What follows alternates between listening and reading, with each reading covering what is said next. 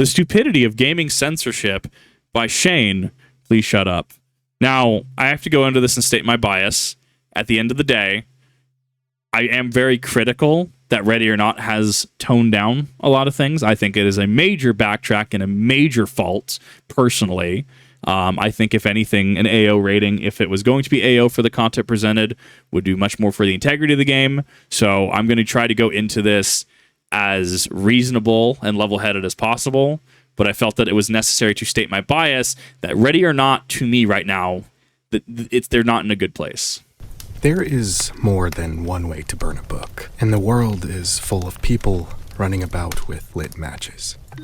Fahrenheit 451 is set in a future where books are banned and firemen are tasked with not putting out fires, but starting them. Their job is to burn books, to erase knowledge, and to eliminate the dangers of independent thinking. But Bradbury's warning wasn't just about literal flames. He was calling out the cultural forces that destroy ideas long before they hit the page. Apathy, fear, offense, and manufactured outrage. He knew that you don't always need a government to censor.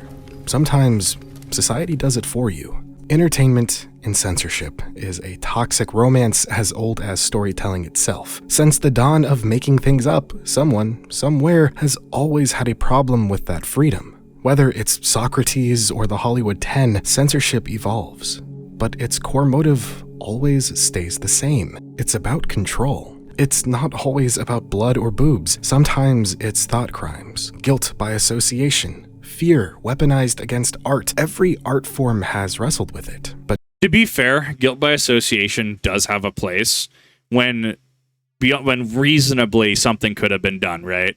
Mr. Beast and Ava Chris Tyson, right? Let's be honest, right? Come on now.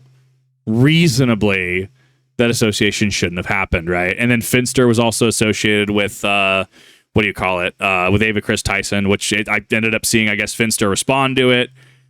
Personally, association, just don't. I mean, it's the Jared Fogle Subway effect, right?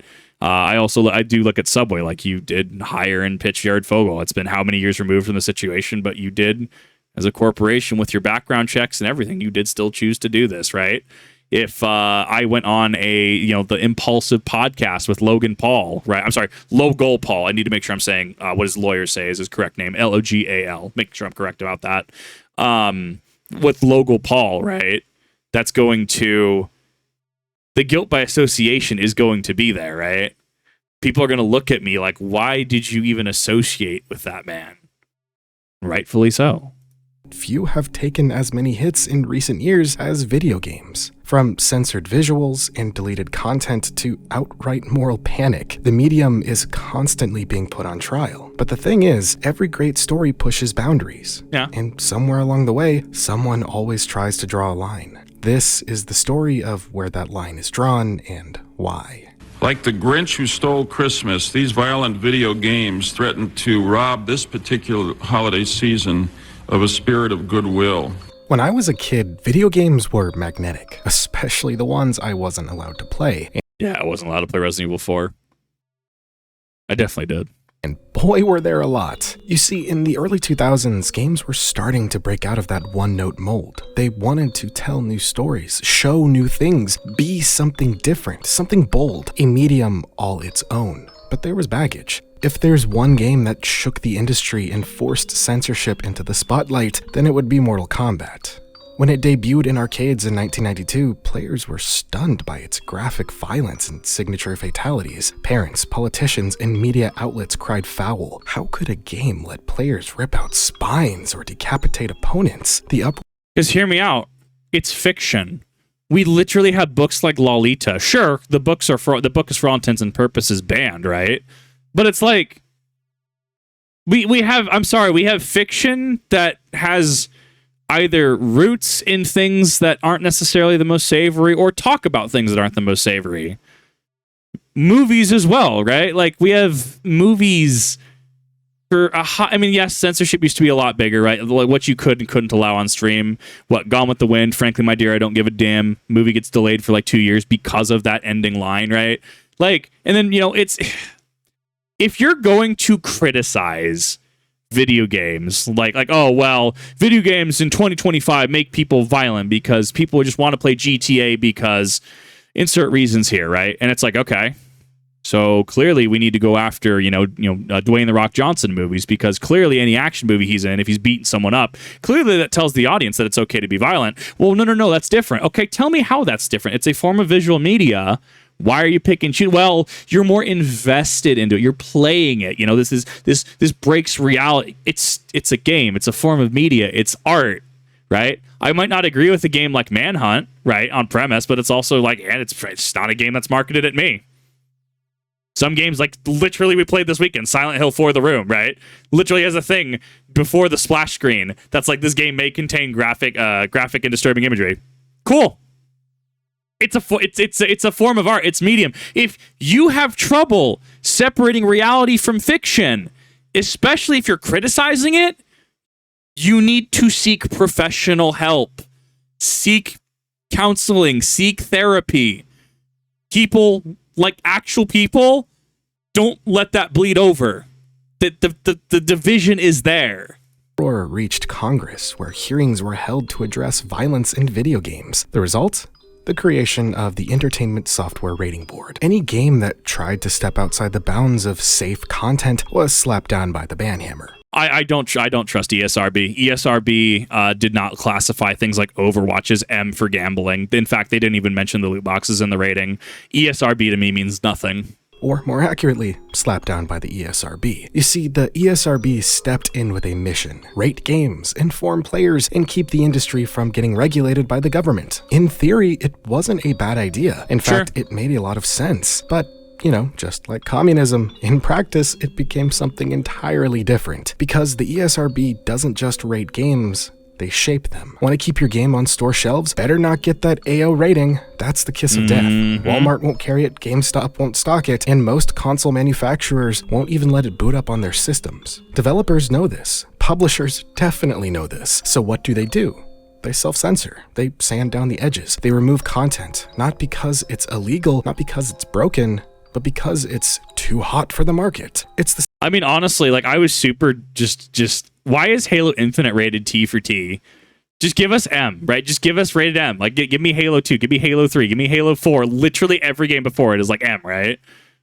As far as I was aware, they were rated M. And then we go down to T, and it's like, bro, come on now. We see what you're trying to do. Same song every time. Violence, sex, language, religious themes, politics, anything controversial gets cleaned up, blurred out, or cut entirely to avoid crossing that invisible line. But here's the real kicker. That line? Well, it just keeps moving. Yep. It's not a single clear boundary etched in stone. It's a tangled web of laws, cultural values, corporate interests, and public opinion, all fighting to control what we see, hear, and play. And depending on who's holding the pen, that line can expand, contract, or vanish altogether. Understanding who draws that line and why is key to understanding the problem of censorship itself. First, you've got governments setting the legal fences, laws banning certain symbols, language, or themes. Think of Germany's strict ban on Nazi imagery in games, or China's heavy-handed censorship of anything deemed politically sensitive or morally inappropriate. These are hard lines drawn by states with their own agendas and histories. Then there are industry watchdogs, the ratings boards, like the ESRB in the US, PEGI in Europe, and CERO in Japan. They're meant to guide us on what's suitable for different ages, but their ratings also act as gatekeepers no one really asked for. Next, publishers and platform owners wield massive power. Sony, Microsoft, Nintendo, and especially right now, they have so much power right now, because remember, Nintendo is bricking people's Switch 2s. Microsoft is still laying off so many people and canceling so many projects, right? PlayStation's doing the whole Helldivers thing, right? Oh, well, now we're just going to make sure that 179 countries in the world cannot play this game. Thank you, PSN mandate, which as of this time, there are still countries on that list. It's why I refuse to associate with Arrowhead anymore. Well, that and, they kind of did two band waves, making sure the game was going to be this more like realistic thing. And okay, sure. And then it's like, well, no, we're going to renege on that and change direction again. Arrowhead can go find their own way. Personally, I'm not interested. But this all tracks with how much power they hold. And if you're able to have the power to just ban your game in 178, 179 countries, there's a severe lack of oversight and miscommunication. Big digital storefronts decide what content makes it onto their platforms and what gets cut to keep the peace. Nintendo, for example, has a long history of toning down or removing content involving religion, sexuality, or violence when localizing games for Western audiences. See, they say this, but then you have Pokemon like Colosseum that like the lady talks about the Mighty Enna being her boyfriend. Pokemon has some weird isms. Finally, public opinion and cultural backlash sparked by activist groups or viral outrage can pressure companies into censoring or altering games post-release. The infamous hot coffee scandal in GTA San Andreas is a prime example. What was once hidden content led to congressional hearings and stricter industry oversight. All of these forces overlap and collide, making the line impossible to pin down. And because culture, politics, and markets are always shifting, the line moves too. Sometimes letting more in, other times, more often than not, shutting things down tighter than ever.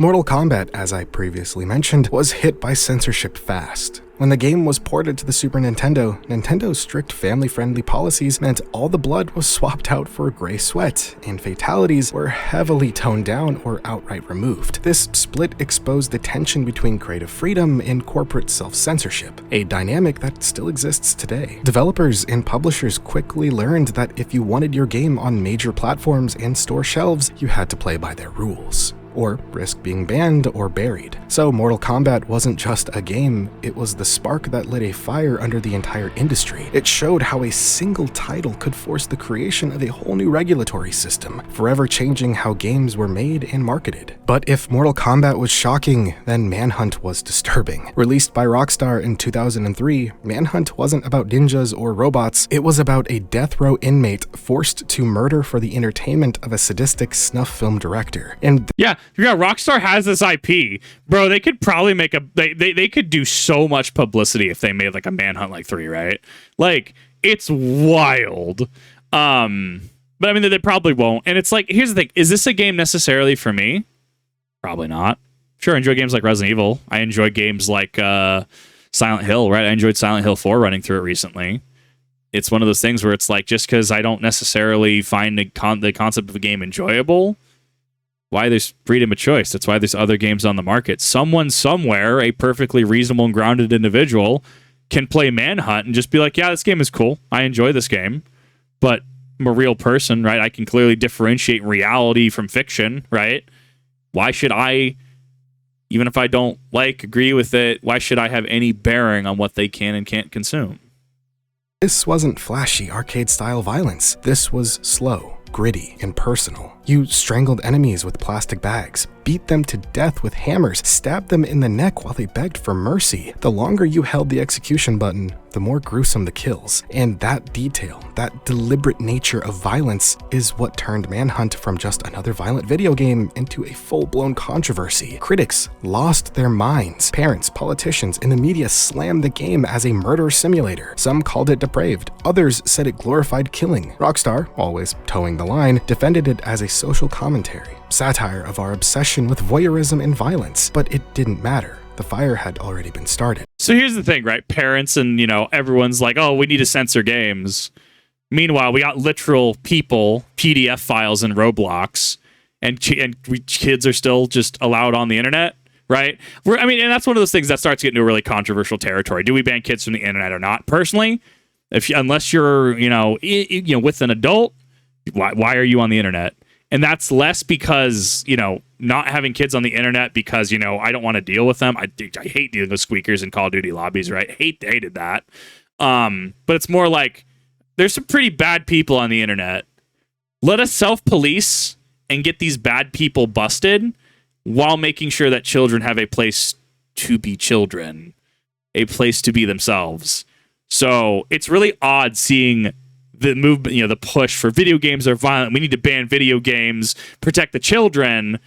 And there's a distinct lack of that when talking about, children being on the internet and rings and VR chat or Roblox being harmful to children.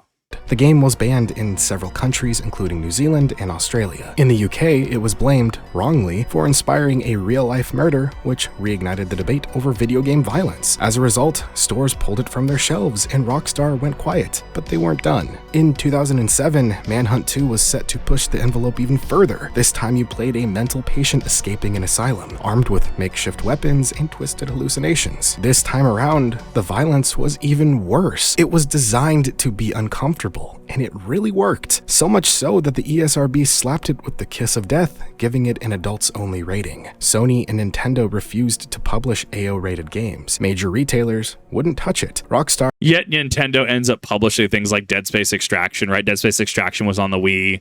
Mad World, right? That was the black and white and red, right, game. Nintendo had a solid M lineup for the Wii. had no choice. They blurred the executions, desaturated the blood, and toned down the sounds. Manhunt 2 was released, but it was severely neutered. Here's the thing, Manhunt didn't invent violence in video games, but it forced the industry, and really the world, to ask a crucial question. How far is too far? It showed how ratings boards don't need to ban a game outright to kill it, they just need to make it radioactive. But censorship doesn't always show up with a warning label. Sometimes it shows up as a market threat. So I'm interested because we've mentioned Ready or Not. I'm assuming it's going to be going into this next chapter. Never mind, the next chapter is Modern Warfare 2. So Ready or Not is really in the back third of this video, which is kind of wild to me because a lot of this is good information to have. But in structuring the script, I wonder if certain points could be glossed over. Now a juggernaut, was smaller then, and a game with bad press and tanked sales could have buried them. And that goes for every small developer out there. They've got people to worry about, teams to support, families to feed, and that's the quiet power of censorship. It doesn't always silence you, sometimes it just makes you dull the edge until it's safe enough to sell. Mm-hmm.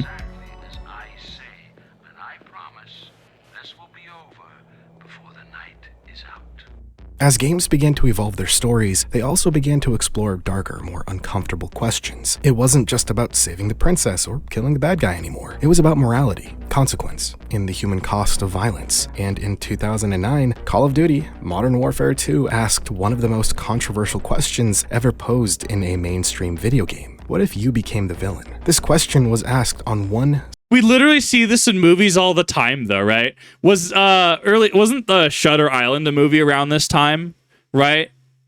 Remember Shutter Island, the movie where the investigator goes with someone else to the mental institution on the island, and they're going around investigating, trying to find this escaped convict, and then the ending is pretty ambiguous, where it's like, you know, what was he? They were pointing to the investigator being the quote unquote person. This is a whole rehabilitation thing, and the ending is ambiguous whether he recognizes if he was in the wrong or not. There's some ambiguity that I'm totally missing. It's been years, and I've watched that movie once, right? But we literally see this in movies. We literally explore this in other visual media. It's just because video game bad, right? That's why people called out on this. No Russian also, and I'm sure he'll get into it, has an option that you can just skip the mission. Weird how disclosures just fix all of that. If you don't want to play Silent Hill after booting it up and saying this, hey, Silent Hill 4 has, scenes that may be considered, whatever I said earlier. I totally forgot the word. Not disgusting. I literally don't remember what it says. But yeah, hey, this is some pretty FUBAR content. You make an educated decision at that point because the warning is there. Single mission. And in that mission, 3 words would echo across headlines, game forums, and government hearings. Remember, no Russian. You play an undercover CIA operative embedded within a Russian terrorist cell. The mission opens with the cold, unforgettable line. Then you and your team walk through a crowded airport and open fire on civilians. Yep. As chat points out, you don't have to pull the trigger at all. The implication here is that you kind of in tandem with everyone else here, with is it Makarov? It's Makarov, right? With Makarov and his crew, everyone else pulls the trigger, so therefore you should pull the trigger too. It's implied, but you don't have to fire a single shot at civilians. You don't have to pull the trigger, but the game lets you, and it doesn't punish you if you do. Civilians scream. They crawl, they bleed, just visceral horror. The backlash was immediate. Critics called it tasteless. Lawmakers questioned why anyone would simulate a terrorist massacre. News outlets ran the I'm sorry. It's almost like the game's title is Modern Warfare in a hypothetical situation in Modern Warfare.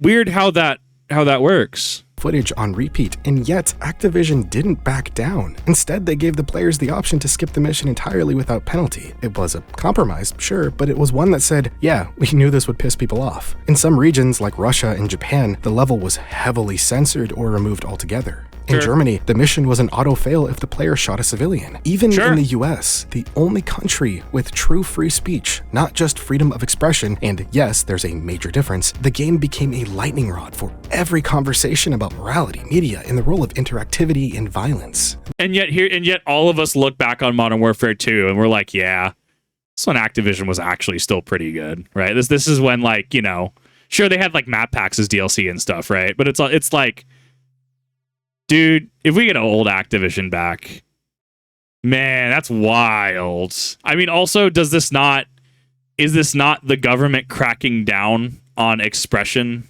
right? Is that also, that's why we have courts to hash these things out, right? Is this not a direct, hey, we're going to intervene and stop this expression and stop this artistic piece?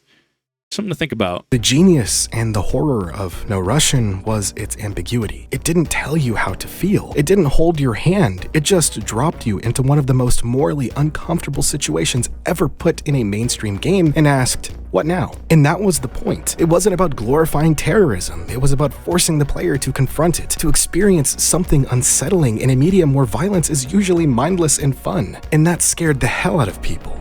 After No Russian, the conversation around censorship in games shifted. This wasn't about blood or nudity anymore. This was about politics, terrorism, and whether a game can make you feel complicit. Some saw it as irresponsible. Others saw it as art. But one thing was clear. The line had been moved once again. Hear me out. It's a game. I mean, like, what? High school me? I'm thinking back to the first time I did No Russian. I think there was a little bit of like awestruck. Like, yeah, this is kind of foobar. But, like, I didn't have to play the mission. I even went the extra mile. I did my old Xbox 360 run. I have the achievements to prove it. I did all of the missions on Veteran. That hurt. Some missions really hurt on that one. Favela specific. Oh, that hurt. But it's one of those things where it's like there was not even an achievement for doing it. I still did it on Veteran. It sucked. The grenades getting lobbed at you out on the area where the planes are at. There were a lot of grenades. That was old Call of Duty, just massive grenade spam problems. But like, and I'm at least some form of like reasonable adult. It's a game. You don't even have to do the mission. Like, come on now. Did I pull the trigger on the first playthrough? Yes, I did. Well, I talk about like feeling like the insinuations that you also pull the trigger. If you're noticing it's a also pattern a game. here, it's that all of these games were trying to say something. It wasn't just violence for the sake of it. They were testing boundaries, pushing buttons to see where the line is and find out what is acceptable. But that begs the real question. What is acceptable in a modern society? And honestly, what even is society anymore? Insert your Joker meme here. We live in it, sure, but do we even understand it? Because now, we are more connected than ever. I can shoot the shit with a friend in Kentucky and a buddy in Australia in the same Discord call. But here's the twist. What's acceptable in Kentucky might get your game banned in Sydney. We're plugged into the same network, but we're playing by very different rules. And as much as I'd love for censorship to be some relic of the past, it really isn't. It's still happening. Right now. One of the most recent controversies, and hits closest to home for me, is with Void Interactive's Ready or Not. It's a game that puts you in the boots of a SWAT officer responding to violent, oftentimes deeply uncomfortable scenarios. Mass shootings, hostage situations, drug raids, even active terror events. It's gritty, grounded, and unapologetically raw. And that rawness, that's exactly what put it in the crosshairs. And that's the thing. That's the selling point, though. Hey, was the selling point not we're going to get like all these officers, we're going to consult with specialists, right? And we're going to make a game that simulates this. It's not all glory, right? Was that not the point of the game? It wasn't meant to be. Well, and that's the thing is like Russian Badger has a reaction to Ready or Not back when it was like a PvP game, and then it went through what it is until it went through a restructuring phase to where it is now, right? And it's like, I don't know. The game has also made some really odd decisions. You used to be able to hit the safety on, right? They took that out of the game. They take it out because it's redundant, right? Why would you hit safety? Why would you flick your weapon to safe, right? And it's like, you're taking out the realism, right? I actually really liked the safety system. You had to think about it. Is it, hey, maybe I should put this off safe? And it's like, this game continues to just somehow tank in my perception. I don't understand it. Back in 2021, Void teased a mission set during a mass shooting at a nightclub. Within hours of posting, they were hit with backlash. The mission was seen as insensitive and too soon, a sentiment that's understandable, but also very telling, because the mission wasn't glorifying the violence. No. It was confronting it. To add context, the controversy intensified because the mission was inspired by the real 2016 Pulse nightclub shooting in Orlando, Florida, where 49 people sadly lost their lives. But let me ask you a question. Is it better to live in blind ignorance, avoiding the horrific shit of reality, or to confront it head on? Confronting it head on, or at the very least addressing it in some capacity, because it's going to affect you at some point, whether you want it or not. This mission wasn't glorifying anything. If anything, it showcased a side of reality that is often swept under the rug and forced you to actually process it, not run from it. In the same year, Void confirmed the possibility of a school shooting mission in the game, which ignited a firestorm of further criticism. I remember this. The backlash was swift and intense, with many arguing that such a depiction was inappropriate and insensitive, given the real-world tragedies. In response to the uproar, Void issued a statement emphasizing their commitment to delivering high-quality, impactful content that addressed difficult subjects. Right here. Literally their statement. They clarified that their intention behind the proposed level was not to glorify violence, but to honor the experience of those affected by such tragedies. The developers acknowledged the responsibility that comes with portraying such sensitive material and asserted their dedication to handling it with the utmost care and respect. Despite these assurances, the controversy led to a split between Void Interactive and their publisher, Team 17. While both parties described the separation as mutual, the timing raised questions about whether the backlash played a role in the decision. As time went on, the controversies surrounding Ready or Not began to dwindle until the announcement of the console release. To meet the certification requirements of platforms like the PlayStation 5 and the Xbox Series X, Void announced that Ready or Not has undergone minor content adjustments to ensure stability and compliance with global platform policies and age rating requirements ahead of its console launch.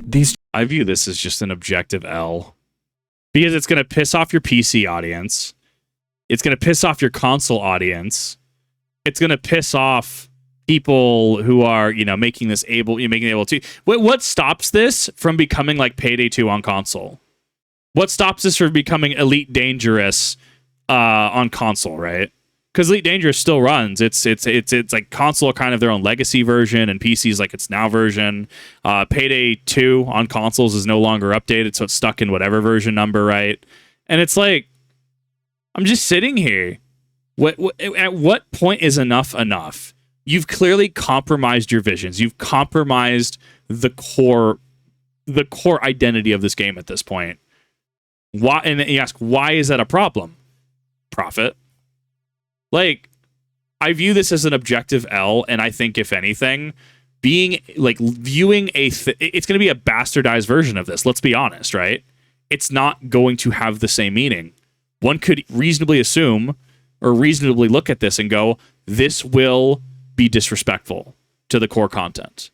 If it's altered, if it's adjusted, if it's defaced, it can come across as disrespectful. Thus, you are now profiting off of the very things that you say, sure, like business make money, fine, whatever, right? But we're going to make sure we're doing this, and we're making people able to confront this, right? Now you're profiting off of a derivative, strictly worse version. changes were strictly minimal and targeted, aiming to preserve the game's core tone, themes, and intensity without diluting its immersive realism. They emphasized that major missions like Elephant, the school shooting mission, Neon Tomb, the nightclub, and Valley of the Dolls remained unchanged. However, if you want to get more specific, the actual changes involved altering a young girl's depiction from convulsing from what appears to be an overdose to sleeping, adjusting nudity so little Gerard isn't just, flopping around, adding underwear to emaciated trafficked women and the tortured police informant, revising an objective model in 23 megabytes a second for narrative clarity, and disabling post-mortem dismemberment, though dismemberment of living characters remains intact. That's such a weird one. Just disable it in general then. I to be fair, I don't engage with half of this. I don't engage with this dismemberment system. Not something I'm into, right? That's not how I play the game. I play the game to, okay, in the situation, let's respond and react to this organically, right? As the game intends. If you're gonna do post-mortem dismemberment, it's like, okay, it is technically your game. You have the ability to do that. The engine allows for it. I don't know. This is just... I disagree with it at a fundamental level. All these changes are really not that bad. Like, seriously, it's really not that bad given the other content that is still in the game. Yeah. This incident really underscores the ongoing tension in the gaming industry between artistic freedom and societal responsibility. While developers strive to create immersive and thought-provoking experiences, they must also navigate the complex landscape of public perception and ethical considerations. This is what censorship looks like now. Platform pressures, PR landmines, and community outrage dictating what content is acceptable. Not because it breaks laws, but because it makes people uncomfortable. We could be here all day talking about the different forms of censorship to hit the gaming industry, like the religious censorship to hit Little Big Planet or The Binding of Isaac, or the political/ideological censorship to hit 6 Days in Fallujah, or the Hearts of Iron series. Needless to say, censorship of any kind is deplorable. It doesn't matter if it's for a book, a poster, a show, a movie, a game. Anything forced to be something it's not is a travesty. Full stop. The thing is, no artist seeks to censor their creation, which is ironic because I had to censor portions of this video thanks to Big Brother YouTube. It's always, and I mean always, people who don't understand it, or don't wish to understand it. Speaking as a writer who has had his own work censored before, it's not fun. It's never fun. It's degrading, insulting, and a little bit humiliating. A writer's most important tool is the pen. It's their voice. Yet the incredibly frustrating part is suits who don't even understand the medium or what they are trying to convey have the final say in and that is why the industries will fail. Because of this interaction. Dictating what the rest of us are allowed to view or read. If you want a better idea of how stupid entertainment censorship is, let's look at the film industry really quick. Because the MPAA, the Motion Picture Association of America, is a masterclass in arbitrary, inconsistent, logic-defying censorship. It's not a government body, it's a private organization, yet it holds the power to make or break a film's release. You know what'll get your movie slapped with an NC-17 rating? A sex scene that's 5 seconds too long, a woman enjoying herself a little too much. A single use of the word f*** in a non-sexual context might pass, but 2? Oh, suddenly your film is rated R. And God help you if there's male nudity. That's automatic career poison. But graphic violence, mass murder, heads exploding?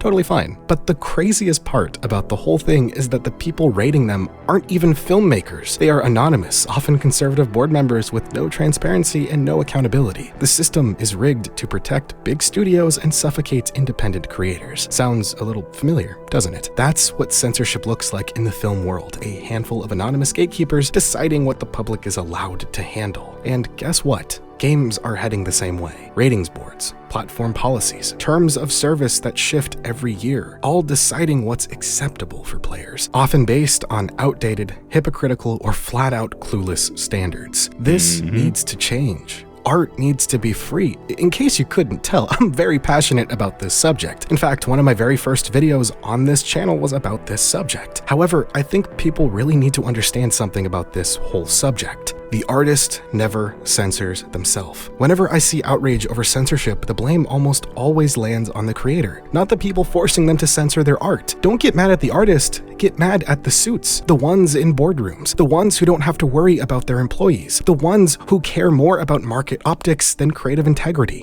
He's absolutely correct. It's why anytime we talk about, Bungie, Destiny, right? It's like, sure, I think a lot of people blame the Bungie devs, and sure, maybe some of them are incompetent. You don't know, though. It's the shareholders, the investors, the stockholders, the C-suite, the management. Oh, publicly traded company. Why don't we have names for who's investing into the company, right? Would be pretty cool to see who was supporting those, right? Pretty cool to see who is supporting these decisions and supporting, when your game goes the way of the dodo. Okay, what names are there? Oh, John Doe keeps investing in these studios that keep failing. They keep, after they start to get invested, because we can track it. After they come on board as a big investor, suddenly the game starts to not do well. Maybe we need to look at John Doe and say you need to not be here. Especially when they apply their standards selectively, because believe me, the double standards, they run deep. Censorship at its core is never really about safety. It's about control.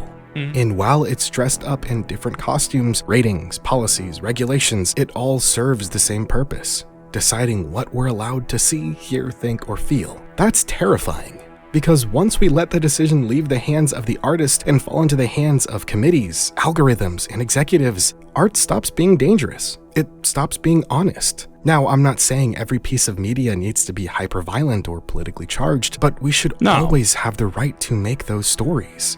You as the consumer, the person intaking the media, whether that's game, movie, book, etc., should ultimately be able to have the final say.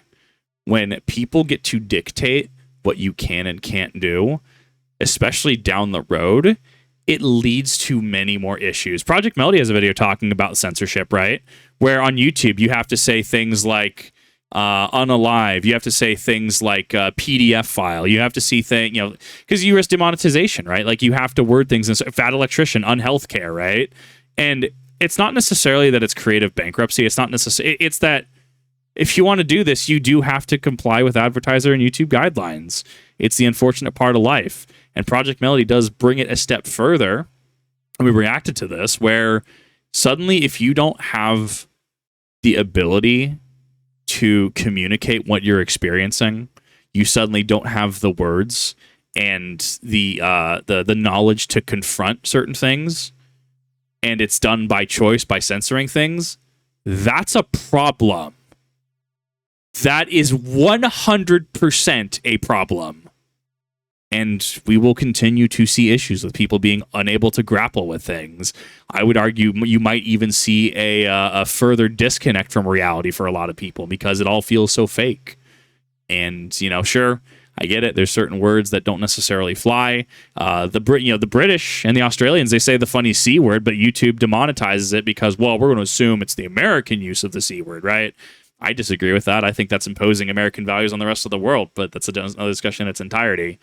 If you don't have the ability to express and convey someone doing something to you or how you feel, it's going to lead to more issues. Let the artist be the artist, and just the line cannot go up forever. And until companies, investors, shareholders can grasp that, it's going to be a losing battle. And to choose whether or not we engage with them. Why is it my fault if a bad mom lets her kid play Ready or Not? Why should I be limited? Exactly. Maybe that kid needs to go to some detention. Maybe they need to go to...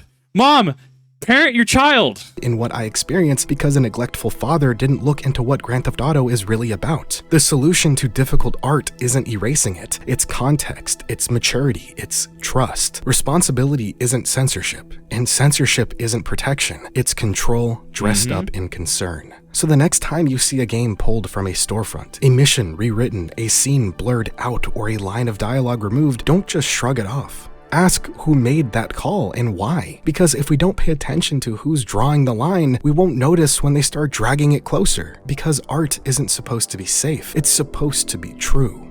And the truth? That's the one thing censors will always be afraid of.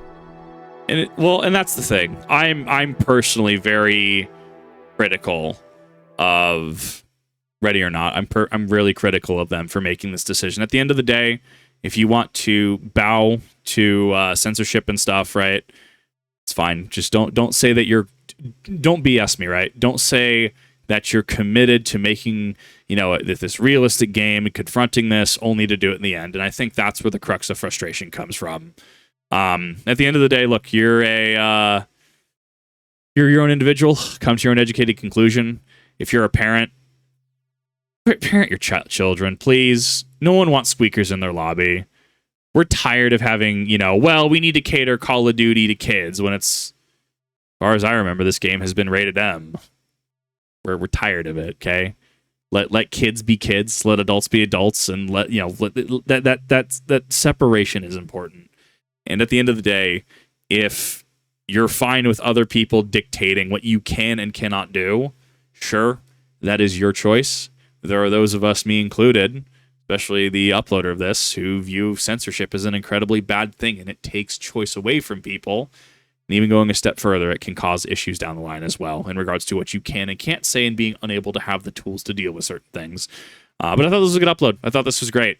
As I said, my bias against Ready or Not is definitely apparent. I wanted to make sure I had that for transparency's sake, but I thought this was a good piece, and I thought this was a good piece on the importance of censorship and making sure things are not as censored or needing to change systems. If you have a system, the moment a system is inconsistent, people don't trust the system anymore. But let me know what you think. At the end of the day, come to your own conclusion.